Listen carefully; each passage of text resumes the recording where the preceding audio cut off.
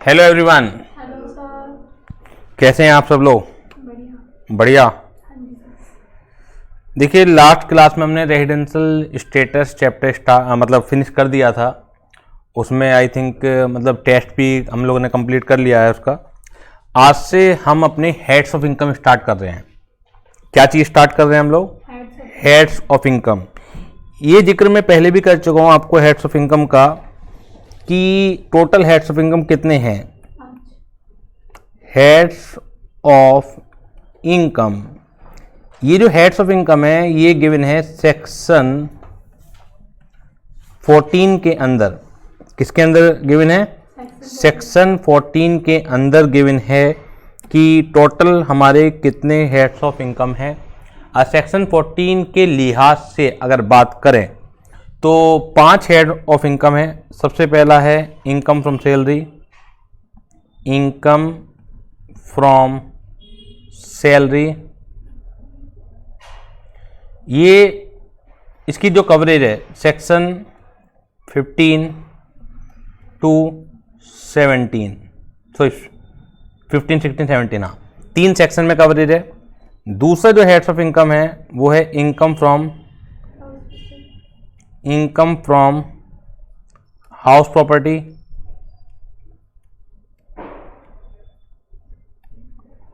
इसकी जो section coverage है सेक्शन 22 टू सेक्शन 27।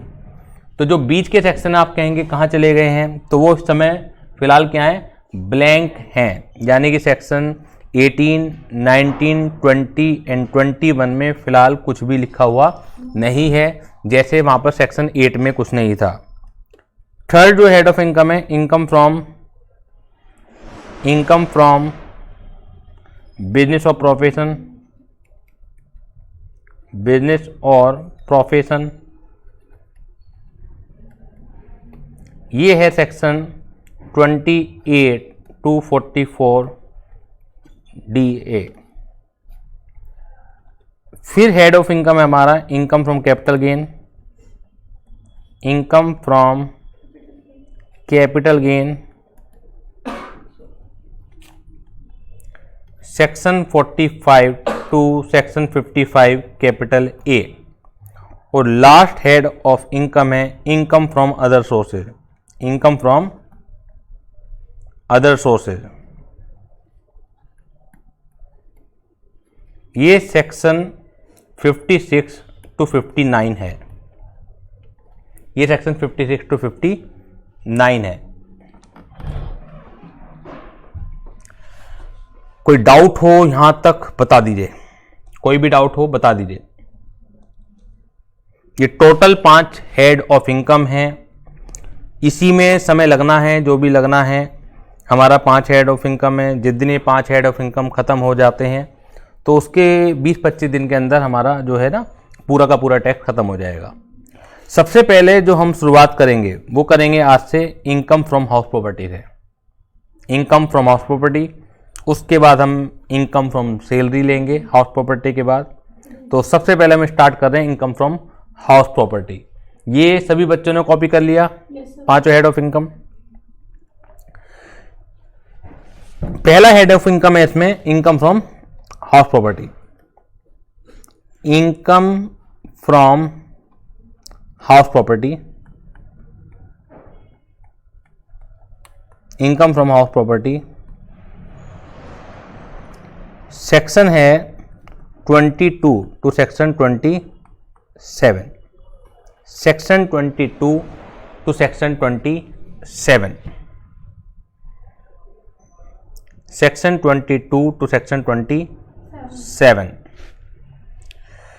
ये समझिए आप कि इनकम टैक्स में किसी भी चैप्टर का जो पहला सेक्शन है वो चार्जिंग सेक्शन होता है। इनकम टैक्स में किसी भी चैप्टर का सॉरी, किसी भी चैप्टर का जो पहला सेक्शन होता है वो क्या होता है? Charging section. चार्जिंग सेक्शन की क्या विशेषता होती है? पहले भी जिक्र आया है कभी चार्जिंग सेक्शन का? कोई बताए मुझे चार्जिंग सेक्शन की क्या विशेषता होती है? What do mean by charging section? देखिए, लॉ में सबसे इंपॉर्टेंट चीज़ होती है कि कोई भी एक्ट, कोई भी सेक्शन, कोई भी प्रोविजन लगने के लिए क्या क्या कंडीशन है। सबसे किसी भी लॉ को पढ़ लीजिए आप, चाहे आप कंपनी एक्ट को पढ़ लीजिए, चाहे आप कॉन्ट्रैक्ट एक्ट को पढ़ लीजिए, चाहे आप नेगोशिएबल इंस्ट्रूमेंट एक्ट को पढ़ लीजिए, चाहे आप जीएसटी एक्ट को पढ़ लीजिए, चाहे इनकम टैक्स को हम पढ़ ही रहे हैं। सबसे जो जरूरी चीज़ होती है वो है उसकी कंडीशंस। Is it clear? जैसे हम सेक्शन 87A पढ़ के आए हैं, रिबेट। अब मैं आपसे पूछता हूँ, रिबेट जो है 12,500 तक की मिलती है, क्या सभी को मिलती है? क्या सभी एसएससी को मिलती है? बताइए आप मुझे। रिबेट सत्यम, रिबेट किसे मिलती है? बेटा कौन याद करेगा? मैं पढ़ाते आ रहा हूँ और याद कुछ है नहीं। अभी तो 4-5 दिन पुरानी ही बात है। जब ये कोर्स काफ़ी इकट्ठा हो जाएगा तब कैसे होगा?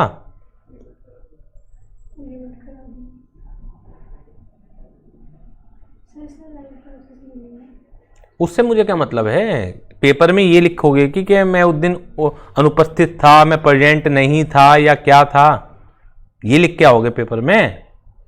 ये कोई एक्सक्यूज है? ऐसे चलने की पढ़ाई? इसी का आप बताइए, रिबेट किसे मिलती है?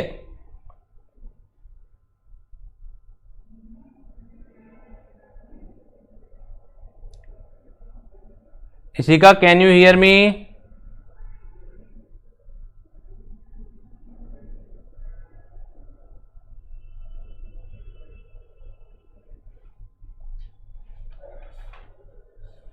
इसी का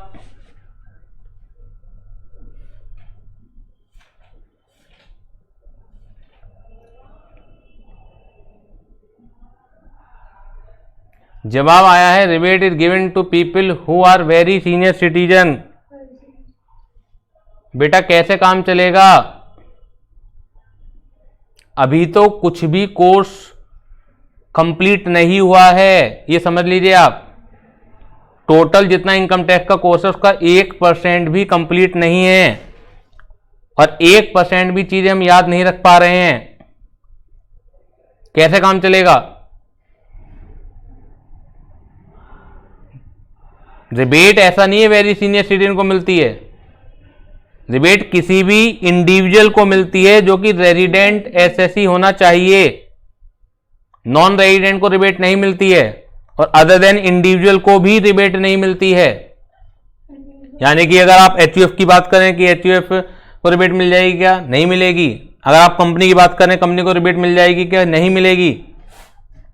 सिर्फ और सिर्फ रेजिडेंट एसएससी को मिलती है, और वो कौन होना चाहिए? इंडिविजुअल होना चाहिए, और जिसकी टोटल इनकम 5 लाख रुपए से ज्यादा ना हो।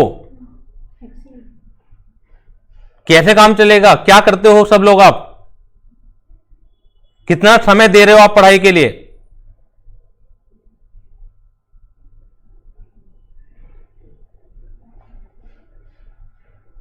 शर्म आनी चाहिए सबको।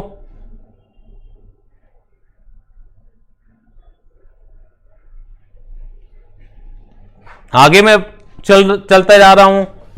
अभी एक छोटा सा सेक्शन पूछा मैंने, रिबेट, वही आप नहीं बता पा रहे हो कोई भी।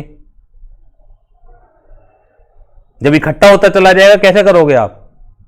और आगे तो और बारीकी प्रोविजन आएंगे जिनके लिए आपको 8-10 बार रिवाइज करना पड़ेगा। प्रोफेशनल बनने जा रहे हो या हंसी मजाक कर रहे हो आप लोग?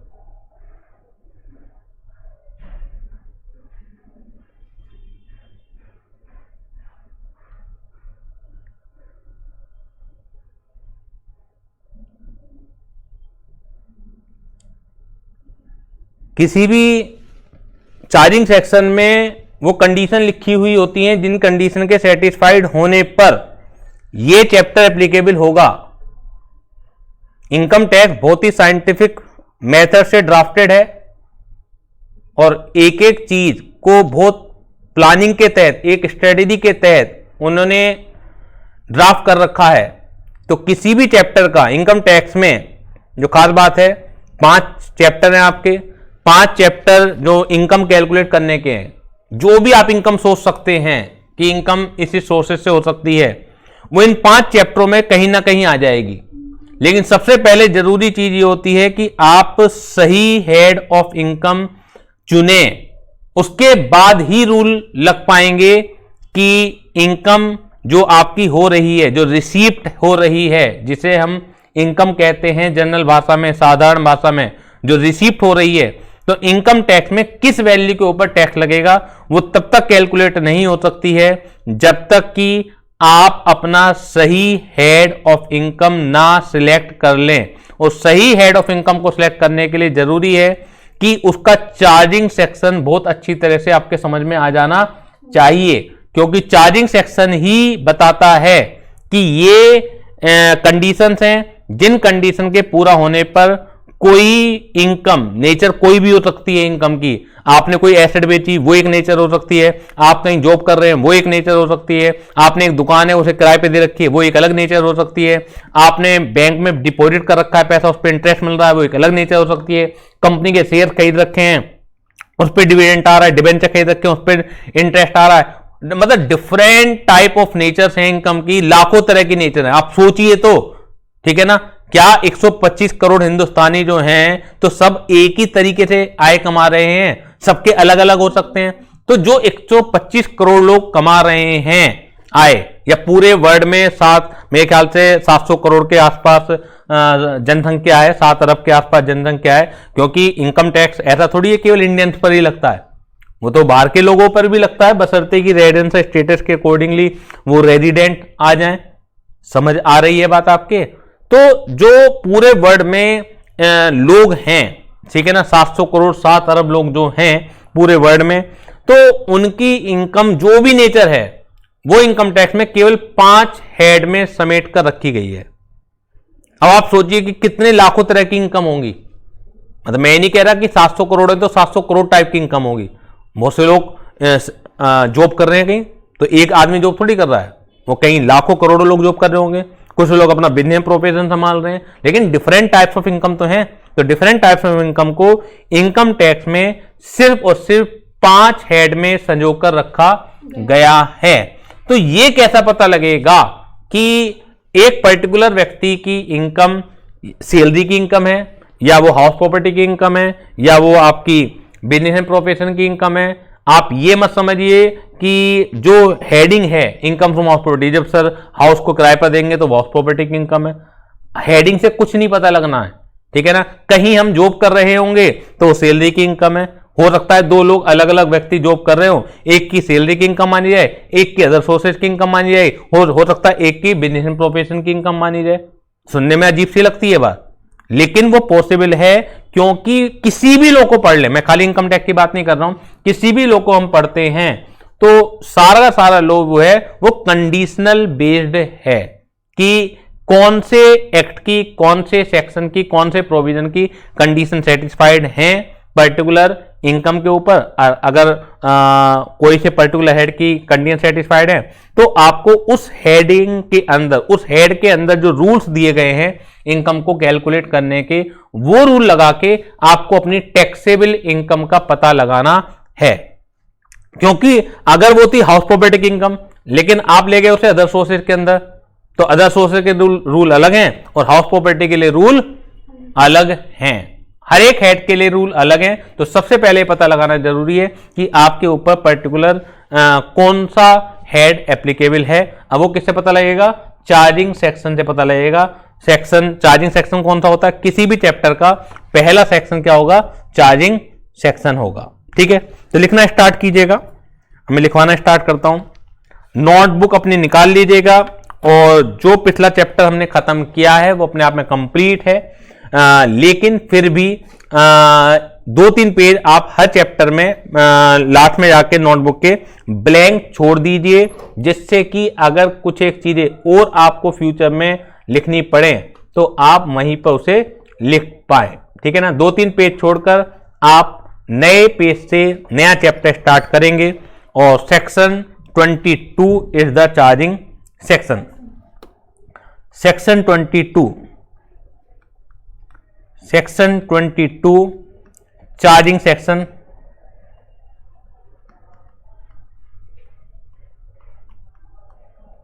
Section 22 is the charging section.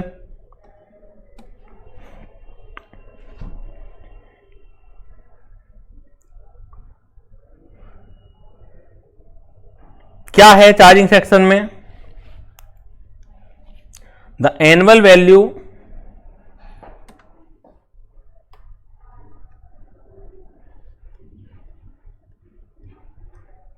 Value of any property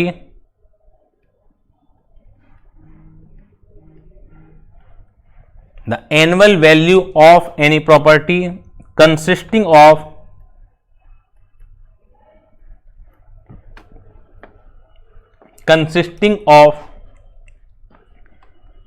any building, the annual value of any property consisting of any building and land appurtenant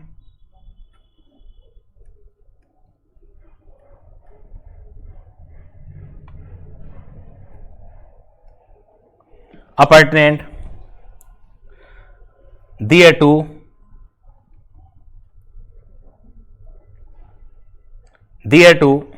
the annual value of any property consisting of any building and land appurtenant thereto shall be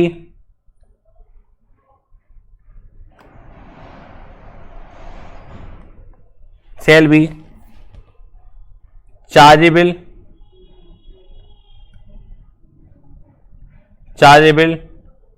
to tax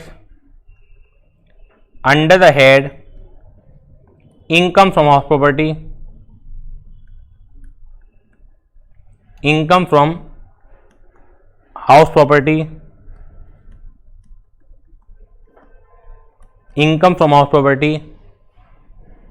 if assessee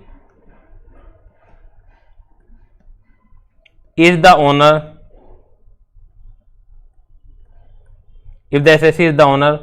of that house property.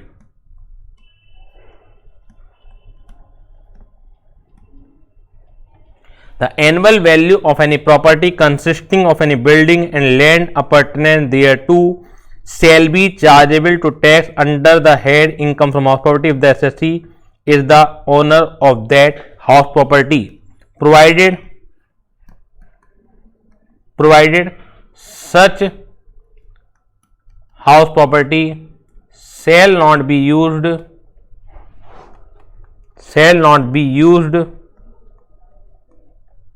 by the assessee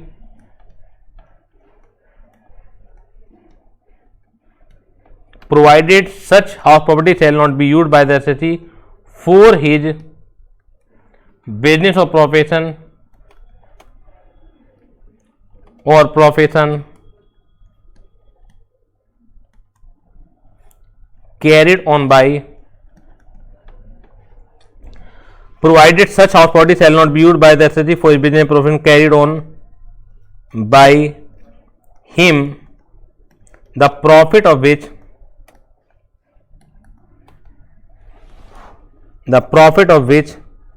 is chargeable to tax। ये पूरा एक charging section है जो कि हमें ध्यान रखना है। कॉपी कर लिया सभी बच्चों ने? जवाब भेजिए अपने। Yes sir.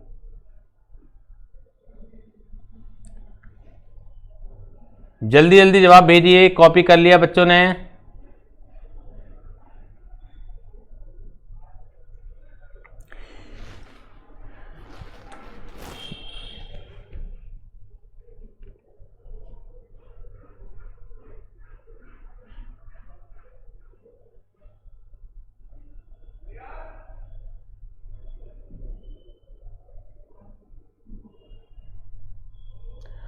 जो बच्चे घर से क्लास ले रहे हैं जल्दी से जवाब भेजिए अपना। कॉपी कर लिया या नहीं किया?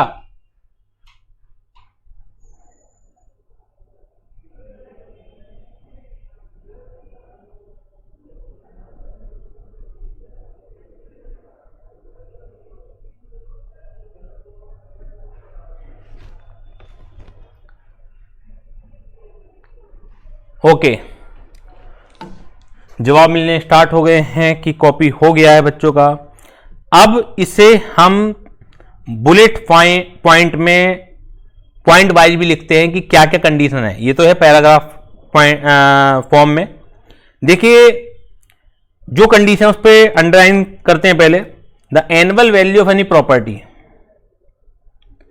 आज से ये समझिए आप कि एग्जैक्ट लो अब स्टार्ट हो रहा है आपका, और जो मैं तरीका रखूंगा लो पढ़ाने का वो आपका ना केवल इनकम टैक्स में काम आएगा, वो हर एक तरह के लो में काम आएगा कि वास्तव में किसी भी लो को पढ़ने का एग्जैक्ट मेथड क्या होता है प्रैक्टिकल लाइफ में। The annual value of any property, जैसे ही आपके दिमाग में कोई भी लो पढ़ रहे हैं वर्ड आए प्रॉपर्टी, अब property has a wider meaning. Property किसे कहते हैं? आपके पास रिलायंस कंपनी के शेयर्स हैं 10 लाख रुपए के, तो क्या ये आम बोलचाल की भाषा में ये कहा जा सकता है कि हमारे पास 10 लाख रुपए की प्रॉपर्टी है? आपके पास किसी के पास 10 लाख रुपए के रिलायंस कंपनी के शेयर्स हैं, तो ये कहा जा सकता है कि 10 लाख रुपए की प्रॉपर्टी हमारे पास? बताइए सभी बच्चे, कहा जा सकता है या नहीं कहा जा सकता? कहा जा सकता है। किसी के पास 10 लाख रुपए का गोल्ड है, तो क्या यह कहा जा सकता है कि उसके पास 10 लाख रुपए की प्रॉपर्टी है? कहा जा सकता है नहीं कहा जा सकता? कहा जा सकता है आम बोलचाल की भाषा में। जब भी आप लो पढ़ेंगे, ठीक है ना, तो जो उसमें टर्मिनोलॉजी आएगी उसका एग्जैक्ट मीनिंग क्या होने वाला है वो वहीं पर आपको पहचानना पड़ेगा। क्या टैक्स लगेगा क्या नहीं लगेगा वो तो अलग बात है। चलिए पहले ये तो बात कर लें कि किस चीज पर टैक्स लगेगा। ये कह रहे हैं the annual value of any property, तो property has a wider meaning, but in section 22 property को एक नैरोअर सेंस में यूज किया गया है। और क्या कह दिया? कंसिस्टिंग ऑफ एनी बिल्डिंग, यानी only building is covered in the definition of property. ध्यान दीजिएगा एक बात और, लो को पढ़ने का तरीका मैं बता रहा हूं और ये बहुत ही काम में आने वाला है। खाली पेपर पास करने की बात नहीं कर रहा हूं मैं। पेपर तो रट रटा के भी किसी तरह से धक्के मार के भी 2-4 बार में नहीं हुआ, 10 बार में हो जाएगा पेपर पास की, तो ये बात है। लेकिन आपने कहीं बच्चों को सुना होगा कहते हुए यार पेपर हमने हो गया और नौकरी हमारी बढ़िया लगी नहीं, लाइफ में हम कुछ बन नहीं पाए। तो उसका कारण क्या है कि उन्हें जो इंटरप्रिटेशन होता है किसी भी लो को लेने का वो आज तक उन्होंने सीखा ही नहीं। अब जैसे हेडिंग क्या आती चैप्टर की, इनकम फ्रॉम हाउस प्रॉपर्टी, ऐसा लगता है कि हाउस प्रॉपर्टी से जो आय आएगी, एकदम हेडिंग देखते ही आपको लगता है कि किराए से जो इनकम आएगी हाउस प्रॉपर्टी को। हमें हेडिंग पर नहीं जाना है, जो अंदर के टेक्स्ट लिखा हुआ है उस पर जाना है। इन्होंने कहीं ये नहीं लिखा हुआ है कि हाउस प्रॉपर्टी से जो इनकम आएगी, बल्कि क्या लिखा हुआ है? बिल्डिंग। यानी कि बिल्डिंग तो आपकी एक रेजिडेंशियल भी हो सकती है और एक कमर्शियल भी हो सकती है। यानी कि both types of building are covered under section 22।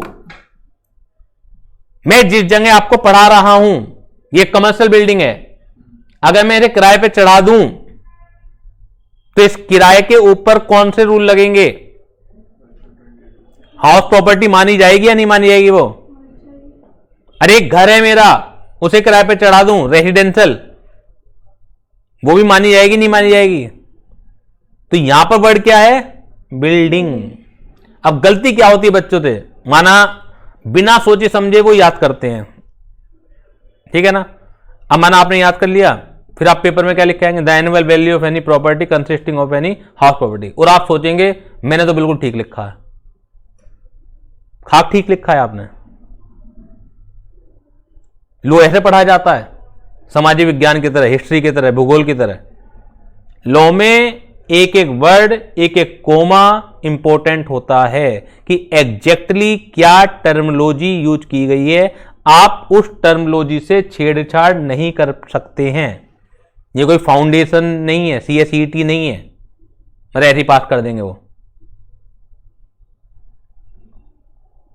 बहुत बारीकी वो लोग चेक करते हैं, क्योंकि आप प्रोफेशनल बनने जा रहे हैं, आप लोग CS कंपनी सेक्रेटरी बनने जा रहे हैं, आप लोग में से बहुत सारे बच्चे चार्टर्ड अकाउंटेंट बनने जा रहे हैं। तो क्या उम्मीद की जाती है आपसे ये गलती करने की?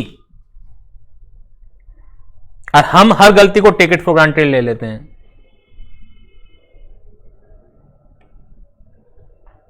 देखिए, जब आप प्रोफेशनल बनने जा रहे हैं तो दुनिया आपसे उम्मीद करती है बिल्कुल परफेक्ट रहें। मैं दूसरा एग्जाम्पल दे रहा हूं, ज्यादा समय वेस्ट नहीं करूंगा। हम लोग, मैं भी, आप भी, हो सकता है बहुत सारे बच्चे क्रिकेट खेलते हो, सो के आना, आधा पौन घंटे में थक जाते हैं।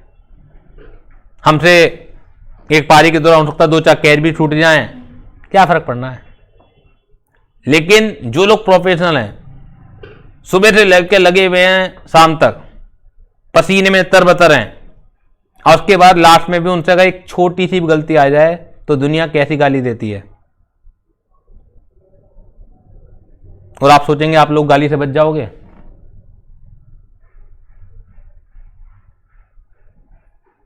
सीरियसली लेना है पढ़ाई को, क्योंकि आप प्रोफेशनल बनने जा रहे हैं। कोई एंटरटेनमेंट के लिए नहीं पढ़ रहे हो। एंटरटेनमेंट के लिए पढ़ते, ठीक है, गलतियां कर दो, कोई दिक्कत नहीं है। लेकिन जब आप इस लाइन में प्रोफेशनल बनने जा रहे हैं तो प्रोफेशनल से ये उम्मीद नहीं की जाती है कि आप गलतियां करेंगे। The annual value of any property consisting of any building, यानी कि there should be a building. Building may be residential और कमर्शियल। बिल्डिंग कोई सी भी हो सकती है, रेजिडेंशियल भी हो सकती है और कमर्शियल भी हो सकती है। अभी मैं इन अदर वर्ड्स लिखवा दूंगा अभी मैं आपको और डिटेलिंग में, ठीक है ना। फिलहाल मैं केवल समझाने का काम कर रहा हूं, फिर और डिटेलिंग में लिखवा दूंगा, क्योंकि शुरुआत के पॉइंट अगर आपने समझ लिए, बाकी चैप्टर में दिक्कत नहीं आनी है। हमेशा जो दिक्कत आएगी वो किसमें आएगी? थ्योरी में।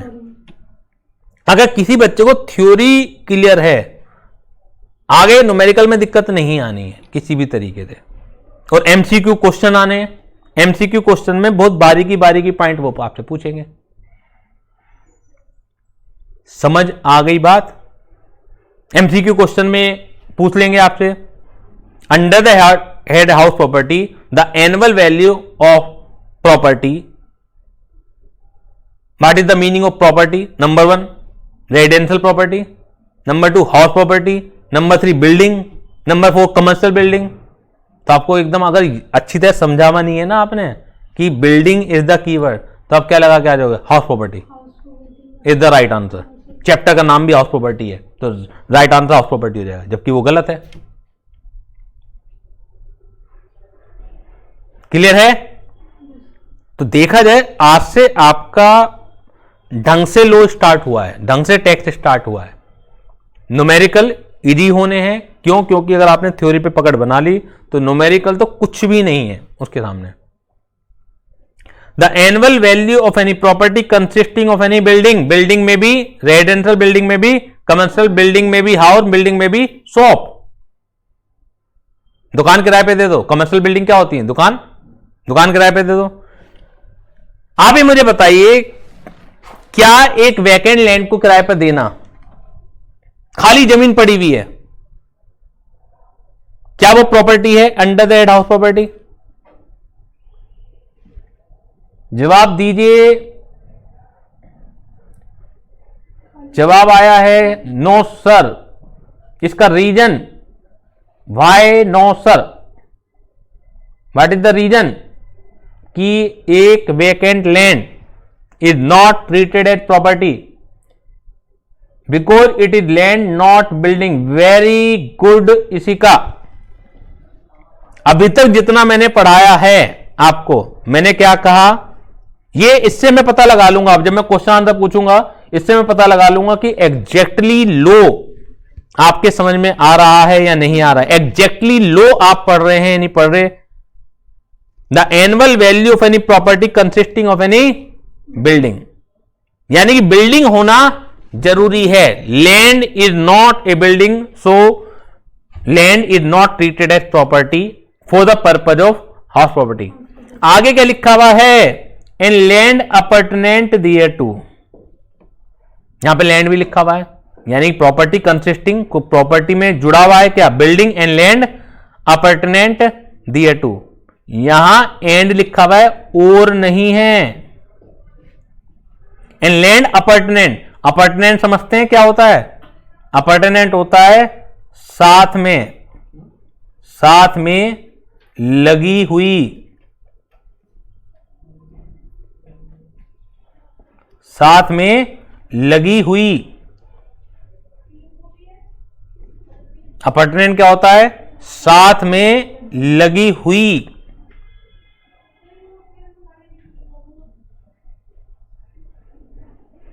What is exactly meaning land apartment thereto? साथ में लगी हुई। आपने कई ऐसी बिल्डिंग देखी होंगी कि माना 300 गज का प्लॉट है, 300 गज के प्लॉट पर बंदे ने 200 गज पर अपना मकान बना रखा है, 100 गज अभी खाली छोड़ रखा है पार्किंग वगैरह के लिए।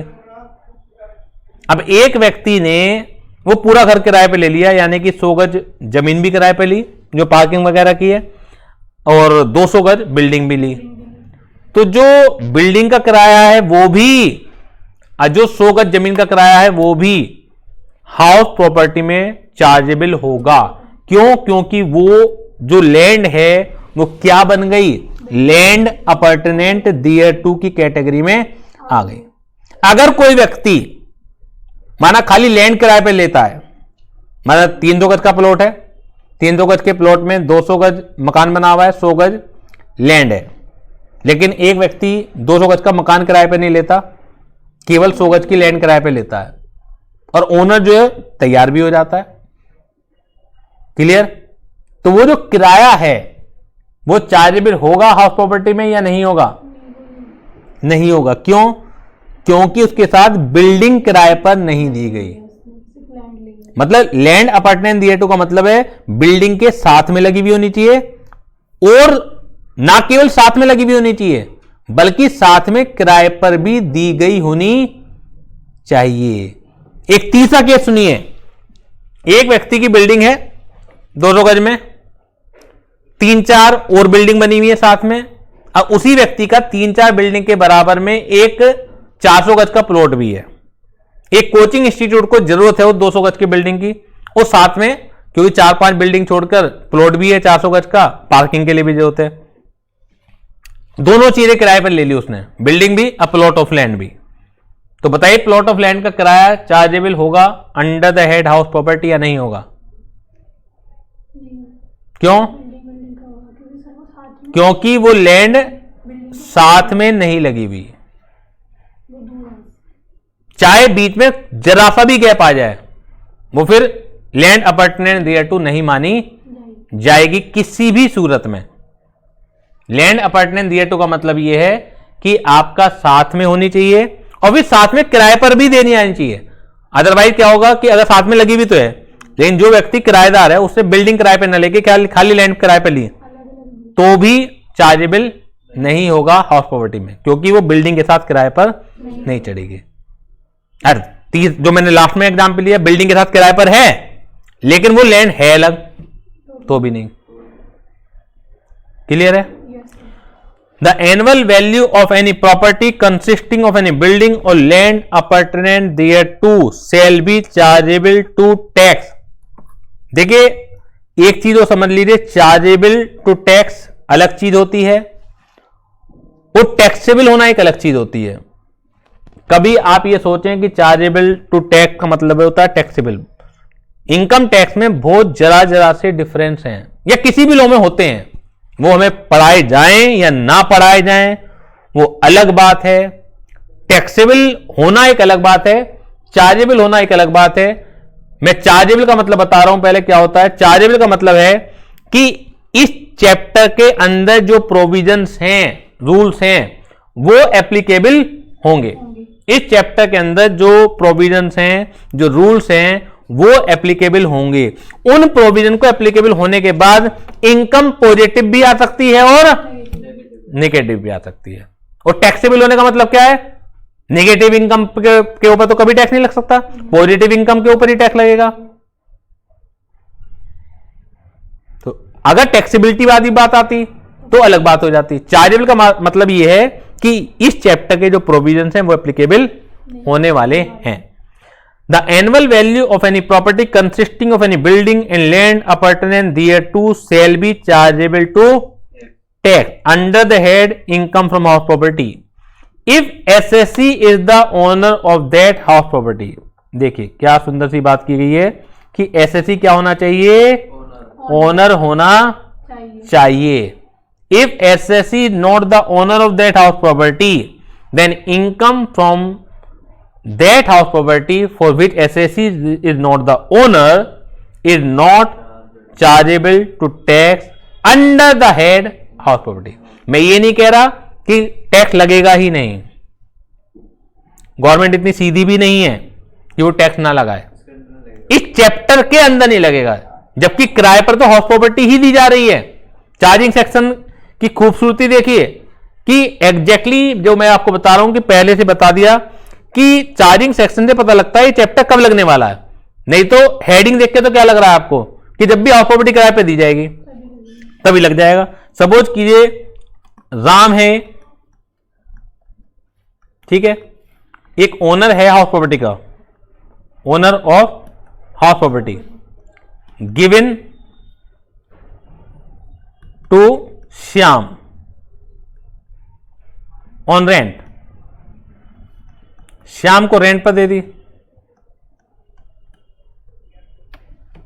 तो रेंट जो आ रहा होगा chargeable to tax, taxable under the head house property because every condition given under section 22 is satisfied.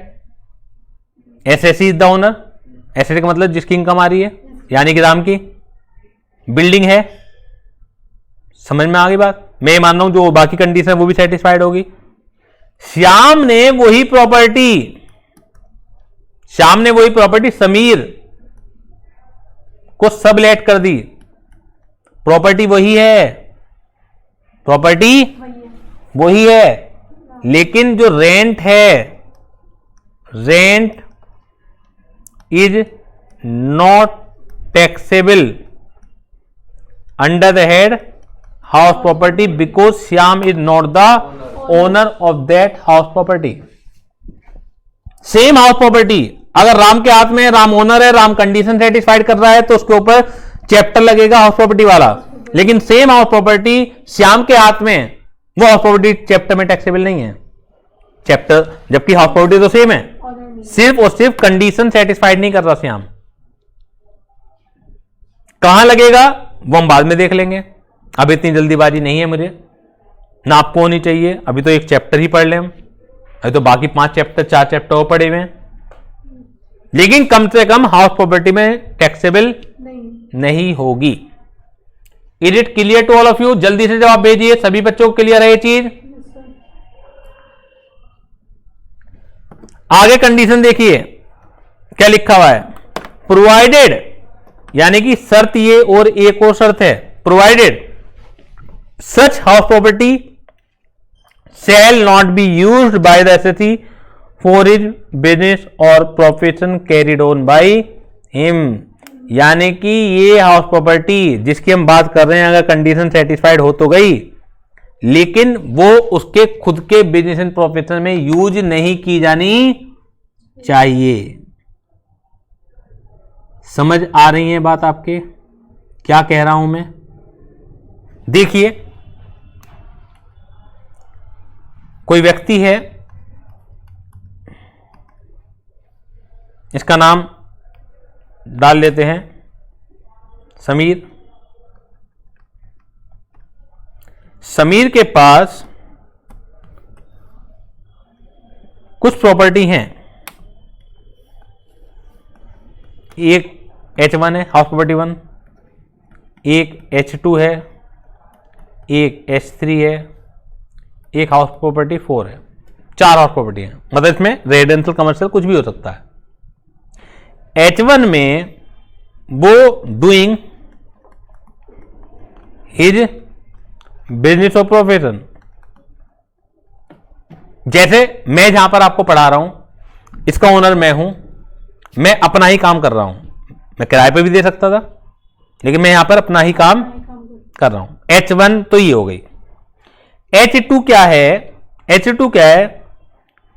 Rent पर दे रखी है, ठीक है ना, दूसरे पर्सन को। H2 रेंट पर दे रखी है दूसरे पर्सन को for residential purpose. Give it on rent to another for residential purpose. Give it on rent to another for residential purpose. H3 क्या है? Given on rent to another for doing business.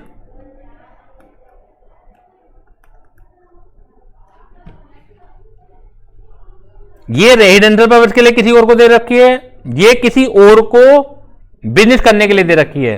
और H4 क्या है? Occupied for self residence. ये 4 property हैं। समीर के पास 4 property है। कौन कौन सी प्रॉपर्टी हैं? H1 है, एक H2 है, एक H3 है और एक H4 है। H1 is used for his business and profession. H2 given on rent to another for residential purpose. H3 given on rent to another for doing business. और H4 occupied for self residence. Please tell me which property is chargeable to tax under the head house property and which is not chargeable to tax under the head house property, and what is the reason? H1 is not chargeable. जल्दी जल्दी सोचिए और मुझे जवाब भेजिए। H1 is not chargeable.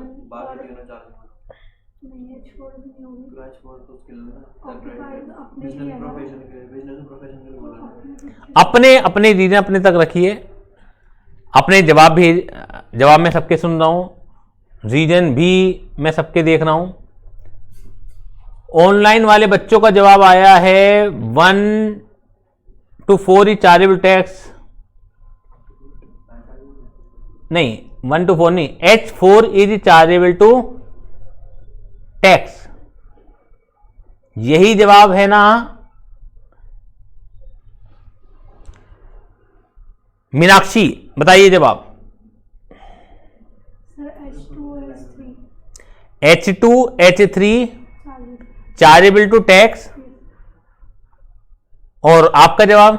H1 not chargeable, बाकी तीन chargeable. H1 is not chargeable, rest of the property is chargeable.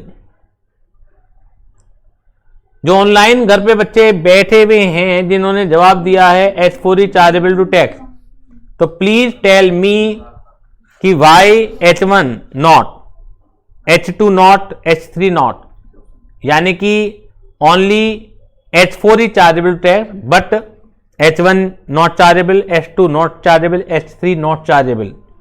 क्यों?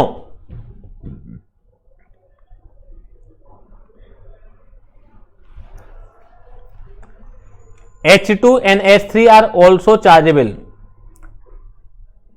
ओके, इसी का जवाब आया H2 and H3 are also chargeable.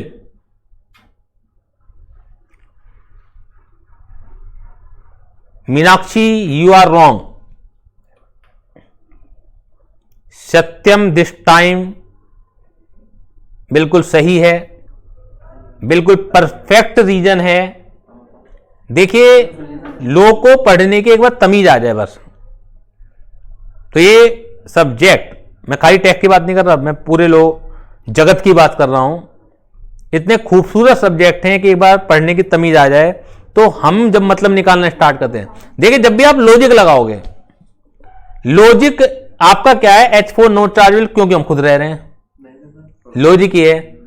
आप सेक्शन में बात कीजिए ना, सेक्शन में क्या लिखा हुआ है, सेक्शन में केवल उस प्रॉपर्टी को छोड़ा गया है जो प्रॉपर्टी खुद के बिजनेस एंड प्रोफेशन में यूज की जा रही है, और किसी प्रॉपर्टी को इस चैप्टर से बाहर नहीं किया गया है।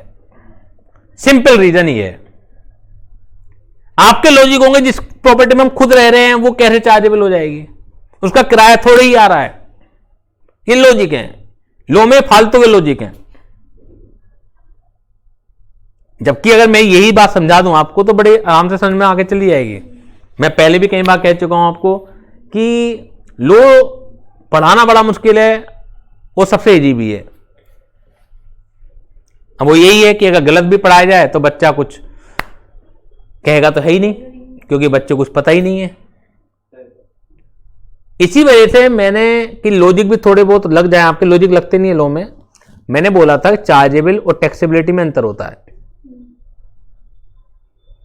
हमारे लॉजिक ये होता है जिस प्रॉपर्टी में खुद रह रहे हैं, काहे का टैक्स, क्यों टैक्स देंगे। मैं टैक्स देने की बात नहीं करी, मैंने कहा चार्जेबल है।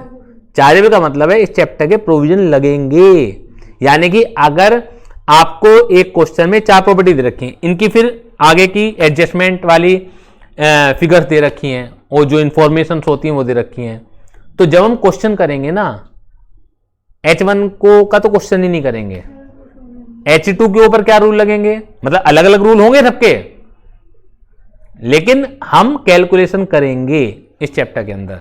H1 की कैलकुलेशन ही नहीं करेंगे क्योंकि H1 is not chargeable to tax under the head house property because it is used by the assessee for his business on profession.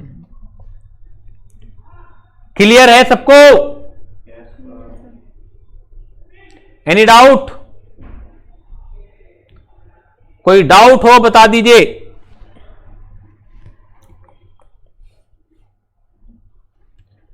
कोई डाउट हो बता दीजिए।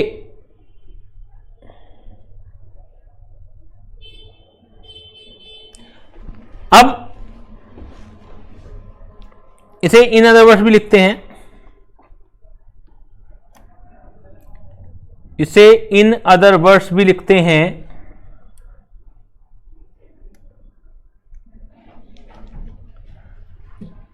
नोटबुक निकाल लीजिए।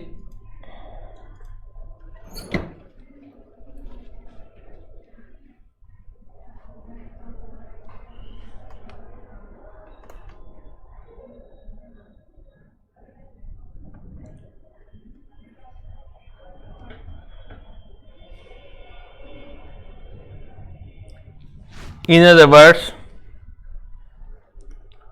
following conditions must be satisfied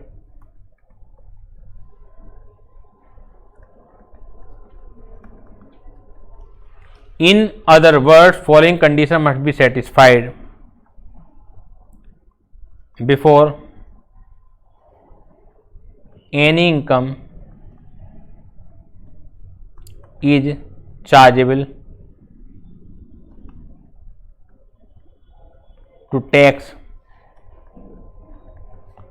under the head house property.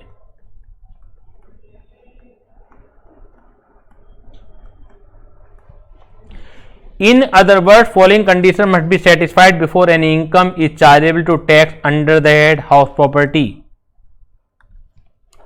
पहली, there should be a property,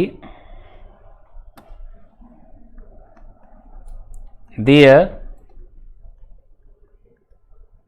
should be a property. Property here means property here means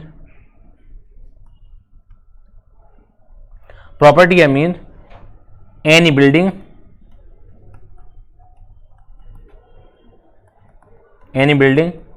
and land appertinent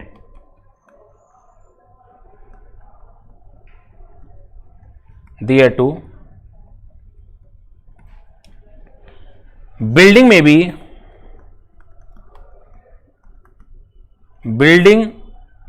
be residential or commercial.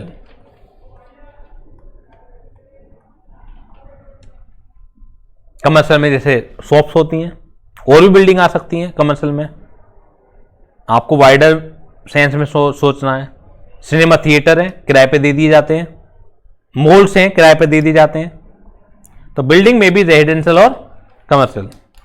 तीसरी condition क्या है? SSC should be the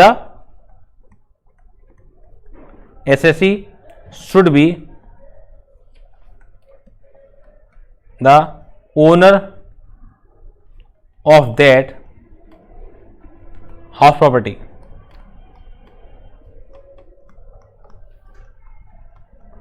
assessee should be the owner of that house property. Clear? That building should not be used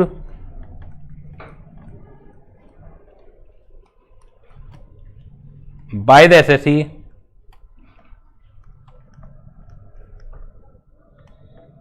for his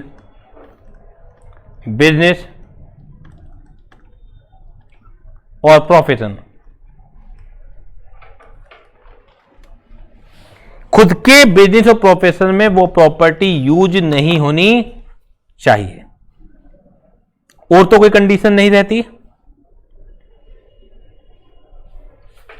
जितनी भी condition बताई थी मैंने यहां पर कवर हो गई हैं।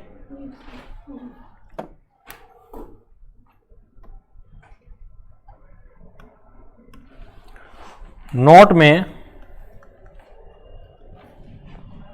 Rent of vacant land is not chargeable to tax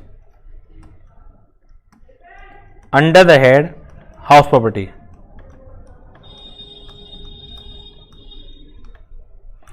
Rent of vacant land is not chargeable to tax under the head house property।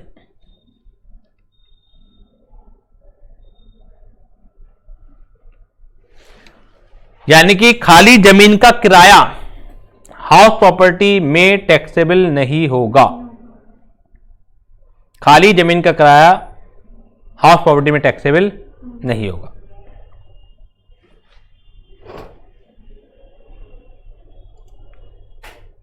सभी बच्चों को क्लियर है ये चीज?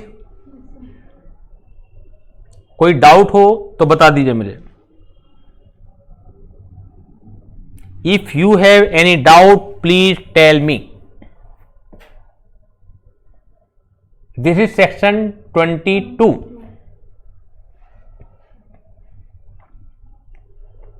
This is section 22.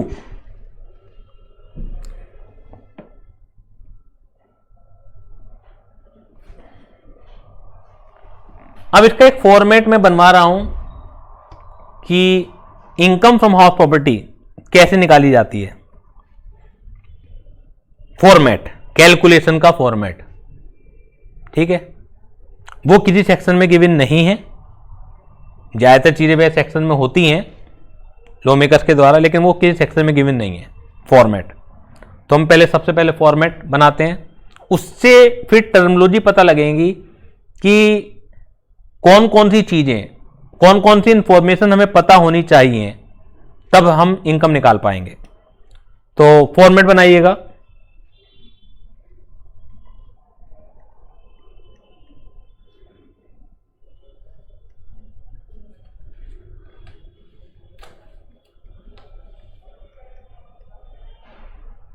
Format to calculate income under the head house property.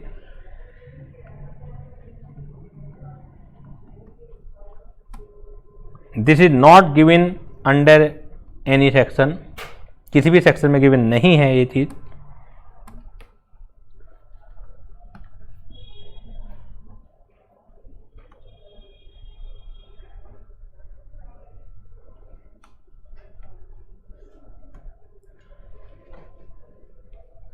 Heading क्या डलेगी? मैंने आपको बताया पूरी इनकम टैक्स में जो भी चीज निकाल रहे हैं हम, जैसे इस चैप्टर में क्या पूछा जाएगा, calculate income from house property, तो हेडिंग क्या डलेगी, computation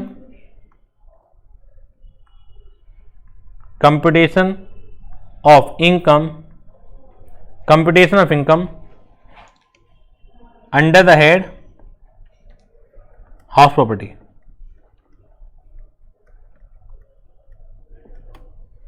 for the assessment year, assessment year क्या है Satyam? 2021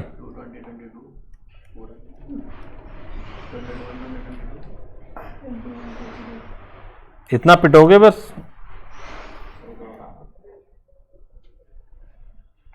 computation of income under the head house property, ये हेडिंग बन गई है।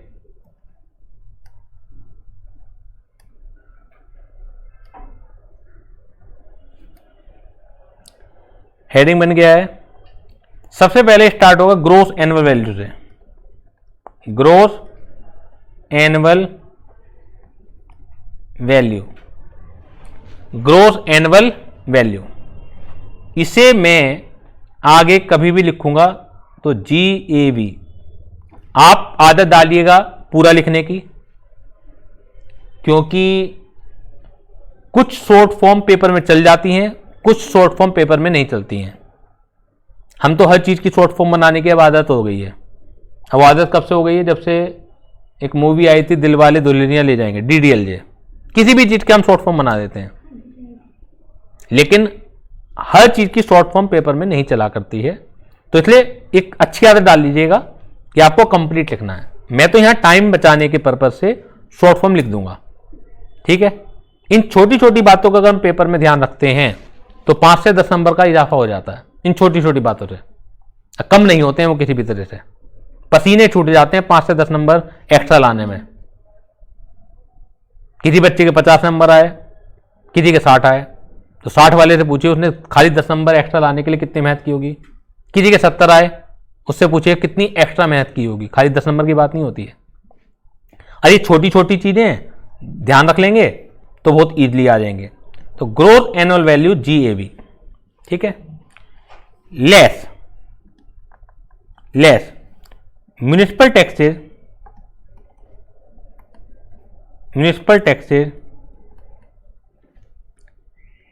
Paid by owner. इसमें दो चीजें भाई बहुत इंपॉर्टेंट हैं, एक तो पेड वर्ड बहुत इंपॉर्टेंट है और एक ओनर वर्ड बहुत इंपॉर्टेंट है। पेड बाय ओनर ये लेस कर देंगे तो जो वैल्यू निकल के आएगी उसका नाम होगा, क्या नाम होगा, net annual value.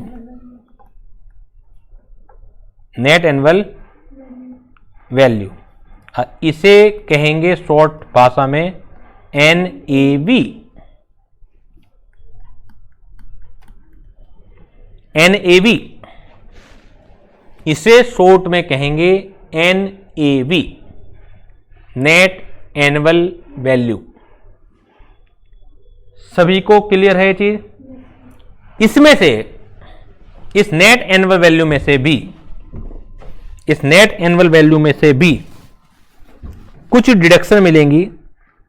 Less deduction under section 24, यानी कि इस नेट एनुअल वैल्यू में से भी कुछ चीजें माइनस होंगी, कुछ चीजें माइनस होंगी। और वो कौन सी चीजें माइनस होंगी पहला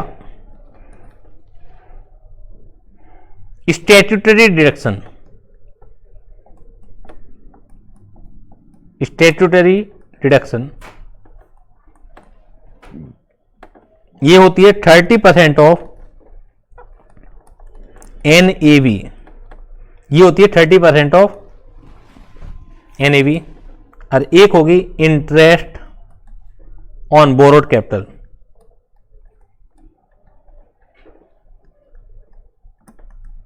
इंटरेस्ट ऑन बोरोड कैपिटल, ये लेस होंगी चीजें दो।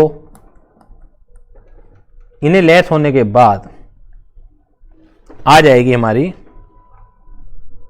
इन्हें लेस होने के बाद आ जाएगी इनकम फ्रॉम हाउस प्रॉपर्टी।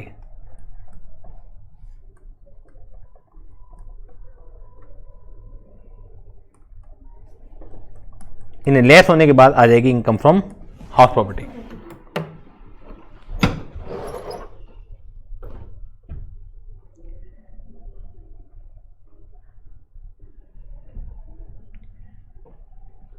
सभी बच्चों को ये चीज क्लियर है?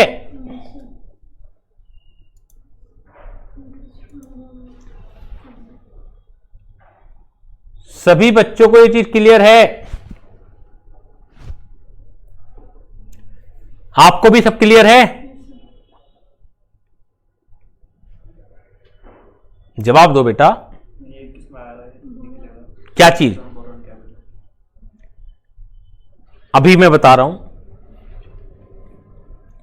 अब एक एक इंफॉर्मेशन को समझना स्टार्ट कीजिए कि कौन सी इंफॉर्मेशन किसके लिए है। सबसे पहली है ग्रोस एनुअल वैल्यू। सर ये ग्रोस एनुअल वैल्यू क्या है? ये हमें सेक्शन 23 निकालना बताएगा। कौन सा सेक्शन बताएगा? सेक्शन 23। जैसे रेजिडेंशियल चैप्टर में क्या होता था कि सेक्शन 5 ये बताता था कि कौन कौन सी इनकम टैक्सेबल है, लेकिन सेक्शन 6 बताता था कि ये कैसे पता लगेगा कि नॉन रेजिडेंट कौन है, नॉट ऑर्डिनरी कौन है और ऑर्डिनरी रेजिडेंट कौन है। सेक्शन 5 तो ये बता देगा कि अगर आप ऑर्डिनरी रेजिडेंट हैं तो इंडियन इनकम भी टैक्सेबल है, फॉरेन इनकम भी टैक्सेबल है। अगर एनआर हैं आप तो सिर्फ इंडियन इनकम टैक्सेबल है, फॉरेन इनकम टैक्सेबल नहीं है। लेकिन सेक्शन 5 ये तो नहीं बताता कि हाउ टू डिटरमाइन कि who is ordinary resident, who is not ordinary resident and who is NR. तो इसका काम है सेक्शन 6 का। तो इसी तरीके से ये एक फॉर्मेट है which is not given under any section. Format तो ये हो गया क्योंकि हमें इनकम निकालनी है। इनकम कैसे निकलती है बताओ बच्चों? रिसीट में से एक्सपेंडिचर माइनस करने के बाद शुरुआत में ही इनकम मैंने लिखवाई थी। वो अलग बात है कि हर चैप्टर में एक्सपेंडिचर को माइनस करने के तरीके अलग अलग हो सकते हैं, लेकिन बेसिक कॉन्सेप्ट तो यही है ना, मोटा मोटा कॉन्सेप्ट तो यही है कि जो रिसीप्ट हैं, आप ये बताइए सोच के कि whether rent is a income या रेंट इज ए रिसीट। कोई अगर आपका रेंट आ रहा है तो क्या कानूनन वो इनकम है या कानूनन वो रिसीट है? बताइए आप मुझे। ऑनलाइन वाले बच्चों का जल्दी आगे जवाब, फेस टू फेस वाले बच्चे बिल्कुल बॉडम है।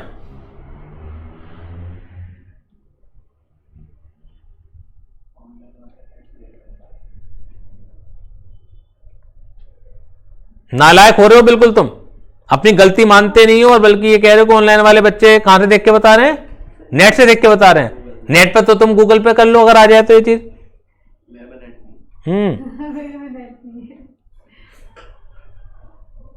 अरे इतनी सी चीज नहीं समझते हो कि रेंट क्या है, इनकम है या रिसीट है?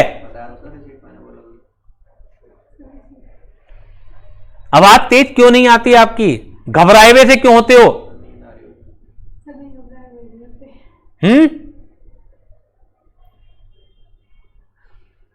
सर घबराए हुए नहीं है। आवाज में कॉन्फिडेंस क्यों नहीं है? अरे गलती तो हो जाएगा। तो rent is A receipt not a income. मैं आपसे जो फीस ले रहा हूं ये इनकम है, रिसीट है? ये रिसीट है। ये भी रिसीट है। अरे आपसे जो फीस ले रहा हूं उनमें खर्चे भी तो करने हैं मुझे। क्या सारी जो फीस है वो घर चली जाती है? उनमें खर्चे भी तो हैं। बिजनेस प्रीमाइसेस के खर्चे, रिपेयर मेंटेनेंस के खर्चे, इलेक्ट्रिसिटी के खर्चे, ऑनलाइन के खर्चे। समझ आ रही है बात? तो ग्रोस एनुअल वैल्यू हम बात कर रहे थे कि किसी भी चैप्टर में इनकम निकालोगे आप तो रिसीट मेरे खर्चे घटाने। ग्रोस एनुअल वैल्यू जब आप देखोगे ये तो बेसिकली एक रिसीट है, रेंट है। ये निकाला कैसे जाएगा? उसके रूल्स लिखे हुए हैं सेक्शन 23 के अंदर, क्योंकि बहुत तरह की प्रॉपर्टी होती है तो एक ही तरह की प्रॉपर्टी नहीं होती है। आप सोचिए प्रैक्टिकल लाइफ में क्या हो सकता है। एक प्रॉपर्टी 4 महीने किराए पर रही, 8 महीने खाली रही। एक प्रॉपर्टी पूरे 12 महीने किराए पर रही। एक प्रॉपर्टी पूरे 12 महीने खाली रही। एक प्रॉपर्टी 12 महीने किराए पर रही लेकिन 2 महीने का किराया किराएदार लेके भग गया, नहीं दिया। इसे कहते हैं अनरियलाइज्ड रेंट। जब भी लो तैयार होगा वो तो हर सिचुएशन को कवर करते हुए लो लिखा जाएगा, नहीं लिखा जाएगा? कम से कम 7-8 तरह की प्रॉपर्टी है। तो उन 7-8 तरह की जो प्रॉपर्टी जब मैं पढ़ा लूंगा तो उसके बाद मैं आपसे पूछूंगा कि क्या इसके अलावा भी कोई सिचुएशन आपको नजर आती है कि सर अगर ये कॉम्बिनेशन बैठा तो ये आपने डिस्कस नहीं करा। कोई रहेगा ही नहीं, आप निकाल के दिखलाइएगा। कोई परमुटेशन कॉम्बिनेशन बचेगी ही नहीं। लेकिन ये तो बात समझ में आ गया कि कई सारी तरह के कॉम्बिनेशन, कई सारे तरह के परमुटेशन होंगे। क्लियर है? आप सभी बच्चों को भी क्लियर है?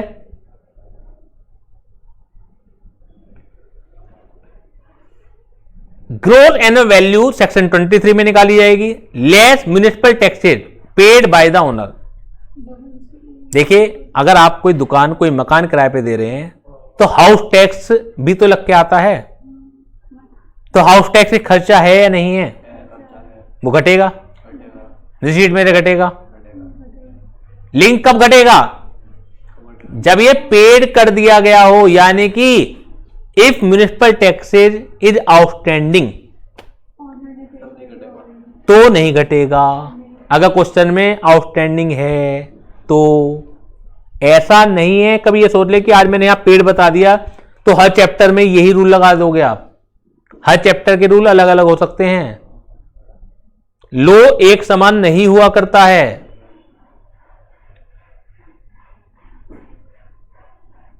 तमीज आनी चाहिए लोग को पढ़ने की कि लो किस तरीके से पढ़ा जाना है। कभी एक रूल कहीं बता दूं और हर जगह लगा दो आप। यहां लिखा हुई है बात तो यहां के लिए है वो बात। आप ये बताइए कि आपका प्रीवियस 2021 है, आपका प्रीवियस 2021 है। एसईसी तो पुराना भी हो सकता है। वो तो 18-19 में भी हाउस प्रॉपर्टी किराए पे दे रखी थी, कई सालों से वो ओनर है। उसने पिछले 3 साल में हाउस टैक्स जमा नहीं कराया लेकिन इस साल पूरे 3 साल का जमा करा दिया। तो इस साल 1 साल का घटेगा, इसी साल का 2021 का, या 3 साल का घट जाएगा?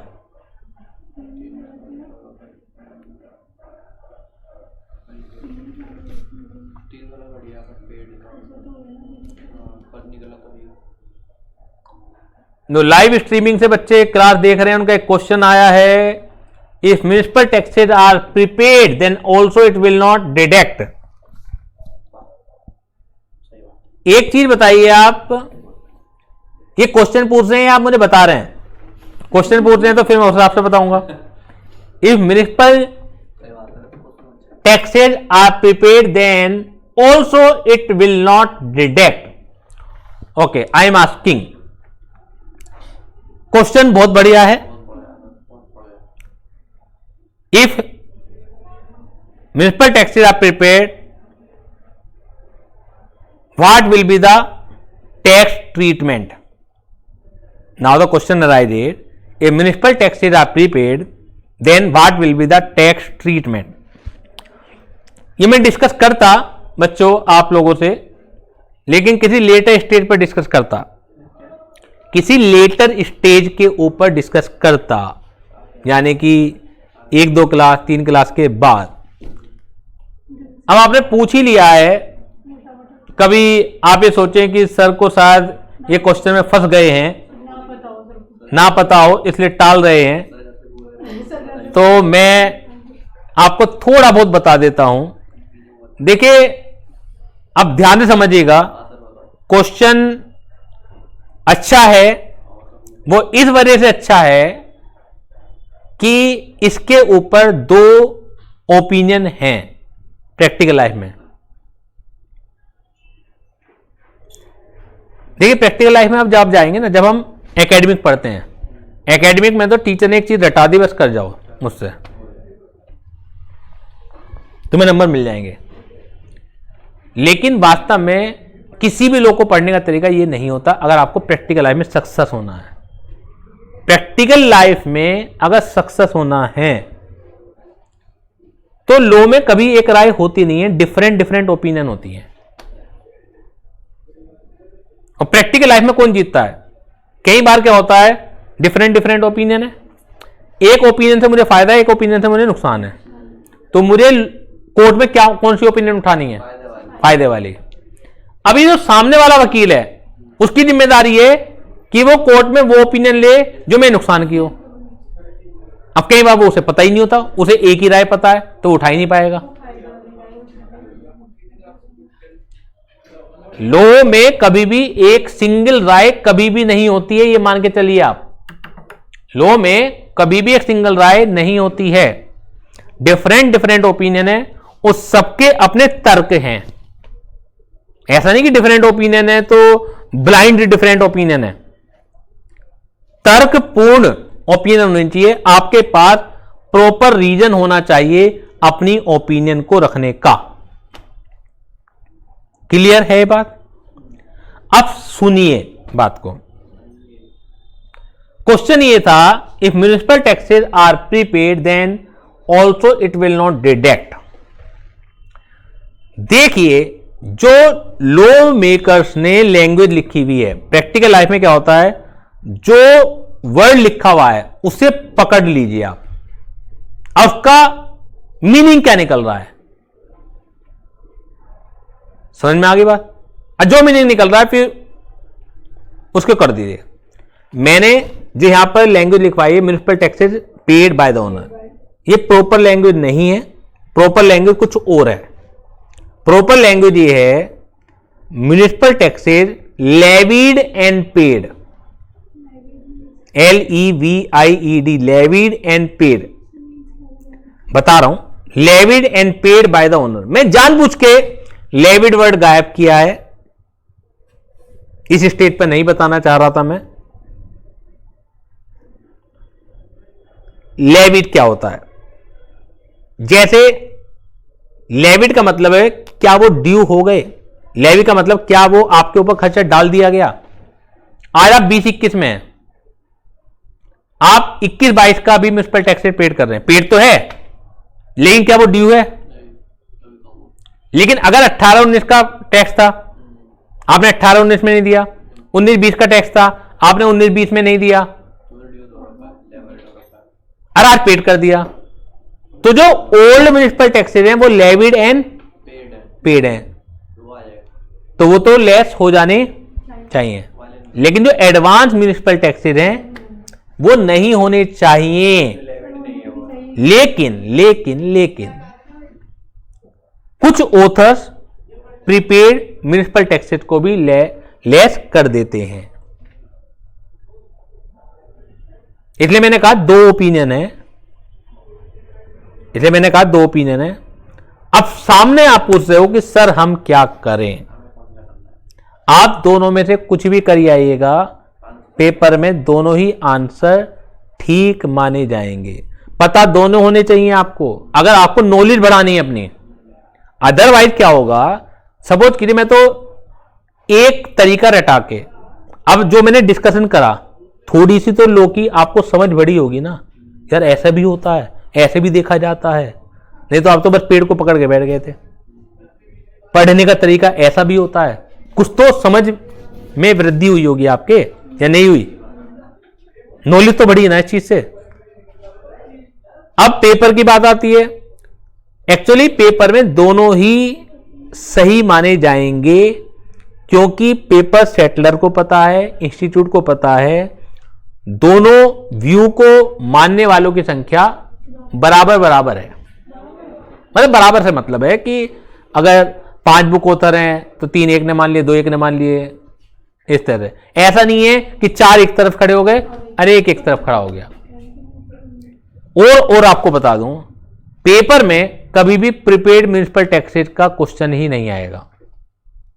क्यों नहीं आएगा? जहां पर राय बटी हुई है तो इंस्टीट्यूट ऐसे क्वेश्चन को नहीं पूछता है, क्योंकि बच्चे ने एक पर्टिकुलर व्यू ही कर रखा होता है जनरली। ये तो मैं बता रहा हूं आपको दोनों व्यू। अदरवाइज आप कोई सा भी एक बुक में दोनों व्यू नहीं होते हैं। तो बच्चे ने तो एक पर्टिकुलर बुक ही कर रखी होगी। माना जो ऑथर्स हैं, महान ऑथर हैं इनकम टैक्स के, गिरीश आहूजा, इसके अलावा वीके सिंघानिया, जोगेंद्र बांगड़, ये ऑथर हैं। समझ आ रही है बात? तो बच्चे ने तो एक पर्टिकुलर बुक पढ़ रखी होगी, तो कहीं ऐसा ना हो जाए बच्चे की गलती भी ना हो और उसे नंबर ना मिले। उसकी क्या गलती है? समझ आ गई बात बच्चों? जल्दी से अपना जवाब भेजिए।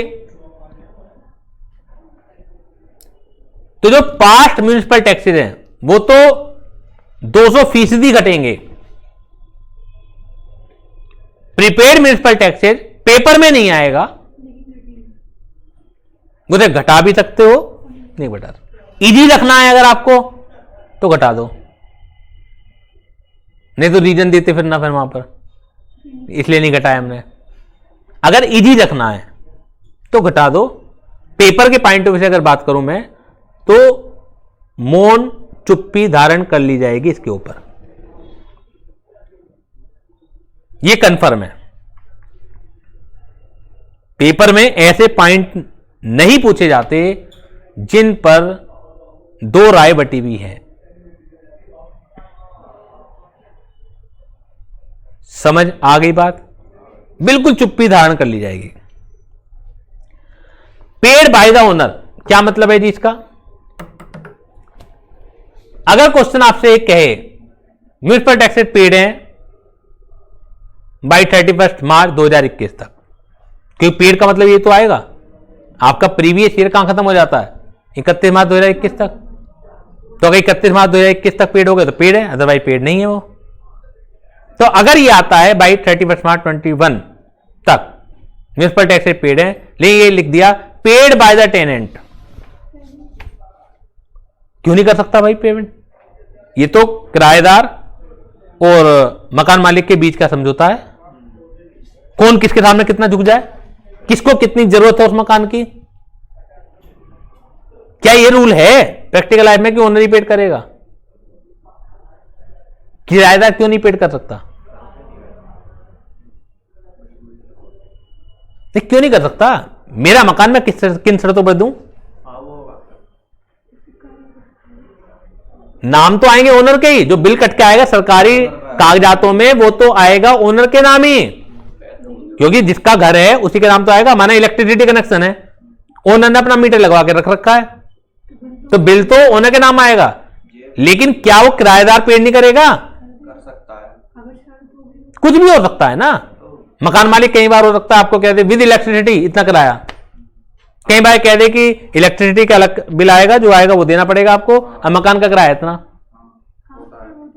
क्यों नहीं हो सकता वो चीज? समझ आ रही है बात?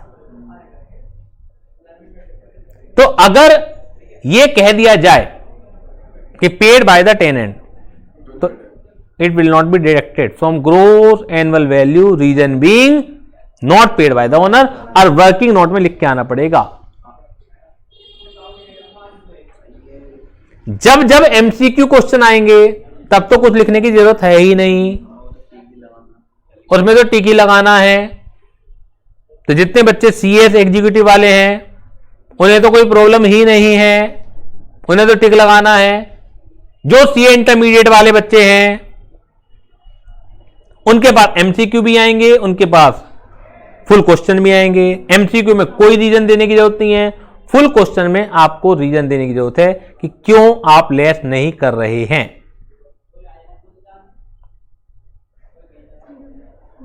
क्लियर?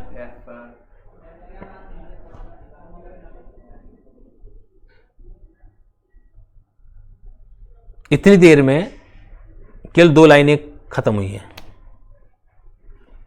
इससे आप समझ लीजिए अपने हाथ में होता है, जल्दी जल्दी फॉर्मेट पढ़ा के निपटा दो, या उसे हर तरह की सिचुएशन में आप तो सर फॉर्मेट लिखवा के कह देते हो गए, चलो नहीं, मतलब बोल दे सकते थे सर कि फॉर्मेट ये है, चलो अब आगे बता दो। लो बहुत धीरे धीरे करके, जो लो की तहजीब है ना वो ये बहुत धीरे धीरे करके पढ़ाया जाता है। एक एक वर्ड का पोस्टमार्टम हो जाना चाहिए हर तरह की सिचुएशन में।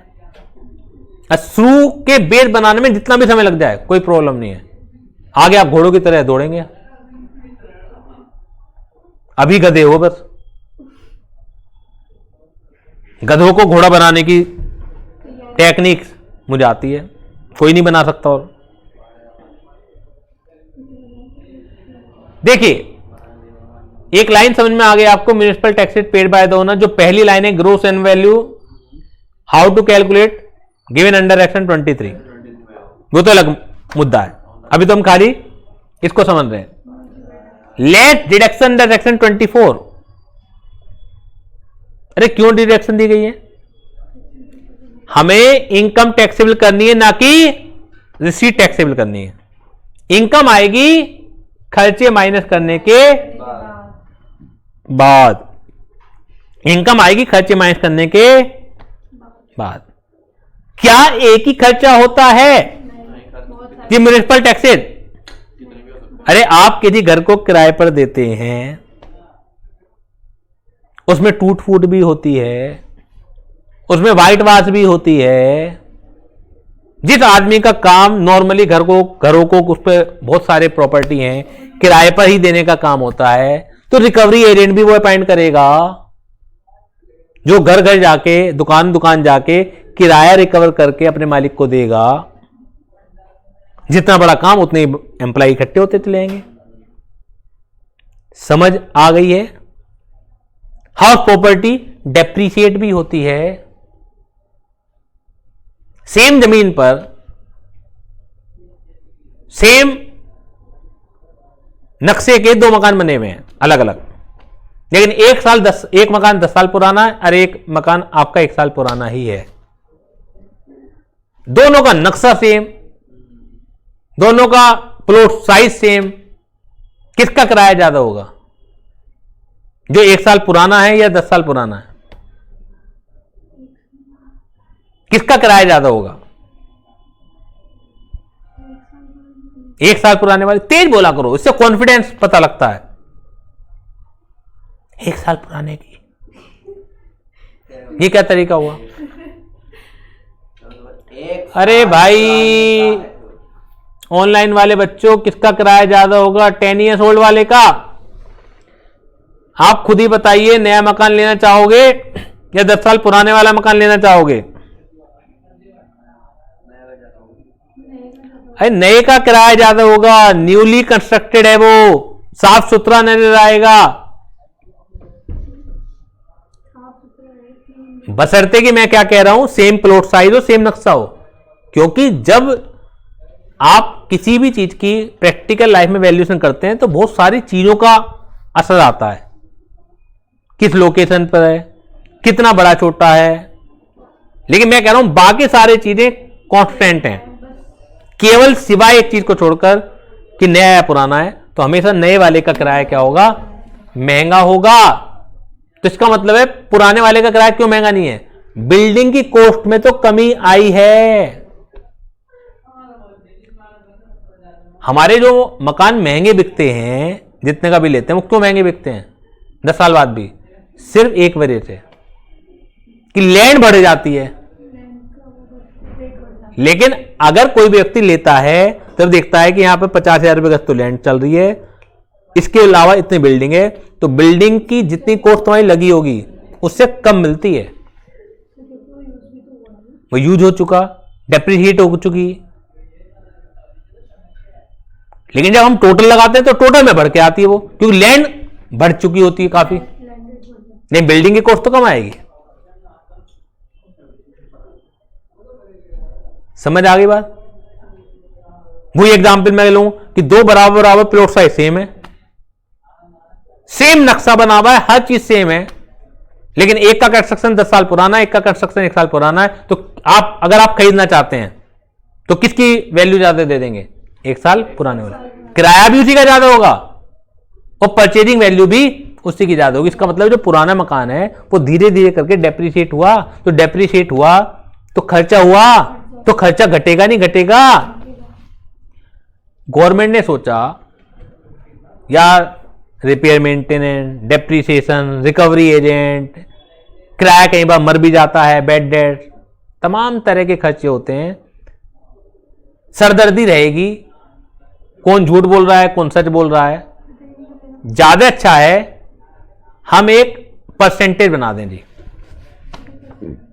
अब वो परसेंटेज क्या बना दी उसने, 30% ऑफ एनएवी। हमें नहीं मालूम एक्चुअल खर्चा क्या होगा, हमें नहीं मालूम एक्चुअल खर्चा क्या होगा, हम तो क्या कर रहे हैं 30% को माइनस कर देंगे एनएवी के, वो खर्चा मान लीजिए। हो सकता है कि आपका खर्चा कम भी हो और ऐसा भी हो सकता है आपका खर्चा ज्यादा भी हो, मतलब नहीं है। हम एक एक चीज में नहीं पढ़ना चाहते, झगड़ों में नहीं पढ़ना चाहते, हम तो 30% ले जाओ। और ऐसा नहीं है किसी का ज्यादा होगा, हर साल ज्यादा होगा, हो सकता है इस साल नुकसान हो जाए, चल तुझे अगले साल में फायदा ले लो, अगले साल में हो सकता है 20% ही खर्चा हो, 15% ही खर्चा हो। इजी तरीका है ना ये। जब भी गवर्नमेंट इजी तरीका रखना चाहती है तो वो यही रखती है, कोई झगड़ा ही नहीं है। लेकिन उसने कहा जी इस 30% के अलावा एक खर्चा और होता है, और वो हम रैंडमली बेसिस ना रख के एक्चुअल बेसिस पर रखेंगे। ये तो रैंडम हो गया 30%, कोई कैलकुलेशन नहीं, बस 30%। क्वेश्चन में अगर खर्चे दिखे कुछ मत ध्यान देना, सब बेकार हैं, आपको तो 30% हमेशा माइनस करना ही करना है। लेकिन इसके अलावा एक खर्चा और है, और वो क्या है, इंटरेस्ट ऑन बोरोड कैपिटल। उधार लेके अगर मकान बनवा रखा है तो उस उधार लिए गए फंड पर ब्याज भी तो जाएगा, वो ब्याज भी तो माइनस होगा, तो उसे और माइनस करना है। बात आ गई उस समझ में, उस ब्याज को और माइनस करना है।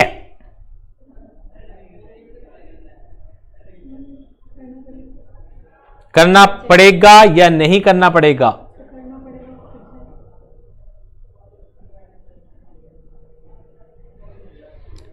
कोई डाउट है?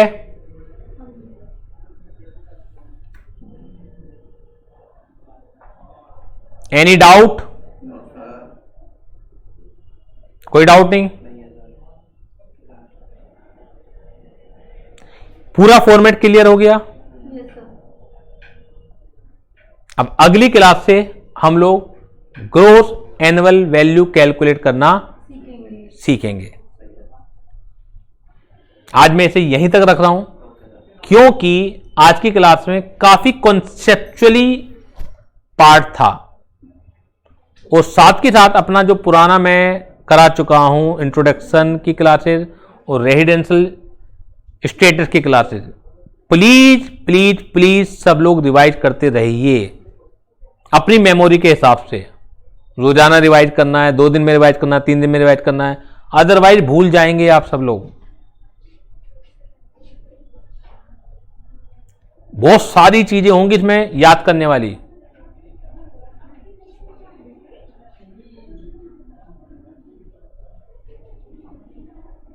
एक गलतफहमी और दूर करने की कोशिश करता हूं मैं।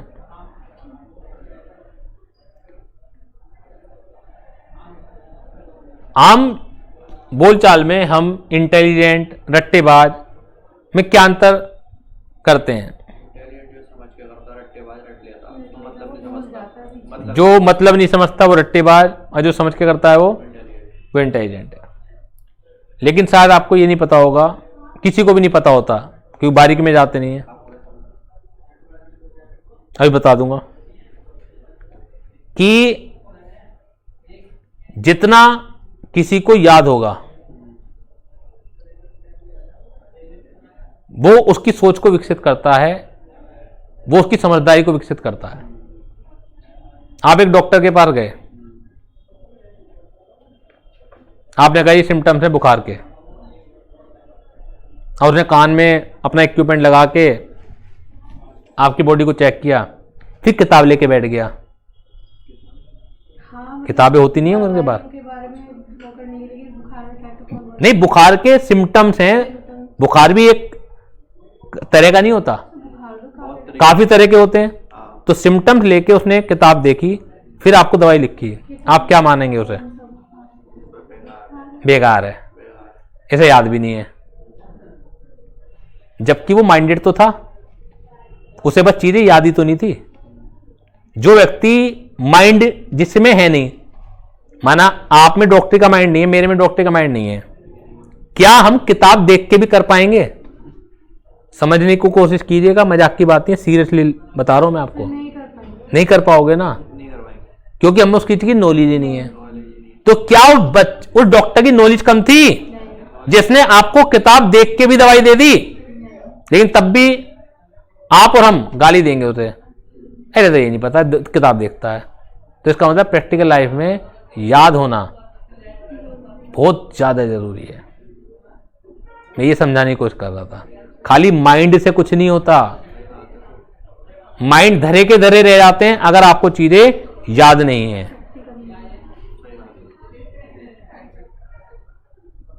अब वो दो नुकसान करता है आपने, ये डॉक्टर को याद नहीं है। एक तो ग्राहक के मन में, क्लाइंट के मन में बेइज्जती की भावना आती है उसके लिए, प्लस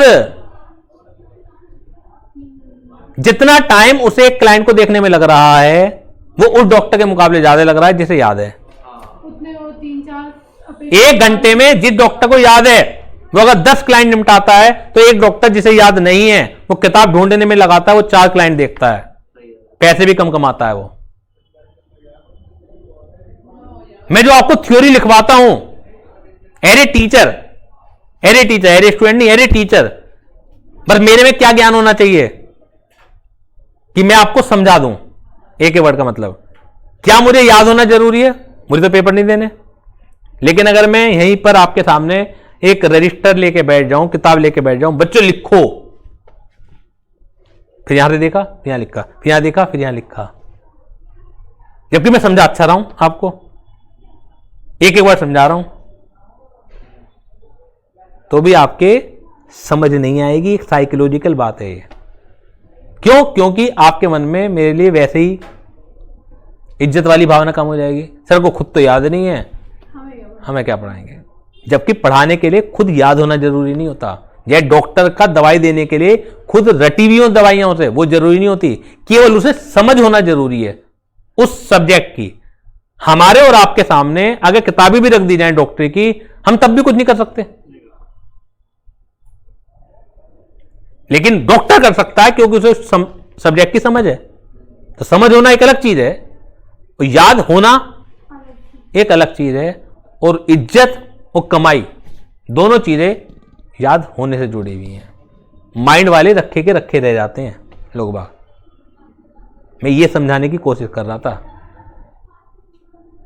कोई भी बड़ा एग्जाम दे लो, सब थियोरिटिकल बेस्ड होते हैं, IAS इतना बड़ा एग्जाम है, रट्टाफिकेशन ही तो है। लेकिन प्योरली रट्टाफिकेशन वो समझ के रट्टे में, वो एक अंतर है, वो एक अलग कॉन्सेप्ट है कि आपने वर्डों को भी समझा हुआ है नहीं है, तो वर्डों को समझ के अगर हम चीजों को याद रखते हैं तो उन्हें रट्टा नहीं बोलते। लेकिन मैंने बात कही थी आपसे याद रखना, तो याद रखना बहुत ज्यादा जरूरी है, रट्टा मानना जरूरी नहीं है, लेकिन चीजें समझ के मेमोराइज हो, रिटेन हो आपके माइंड में, it is very very essential. Clear है? चलिए आज की क्लास यहीं तक रखते हैं, नेक्स्ट क्लास में मिलेंगे, तब तक के लिए गुड बाय।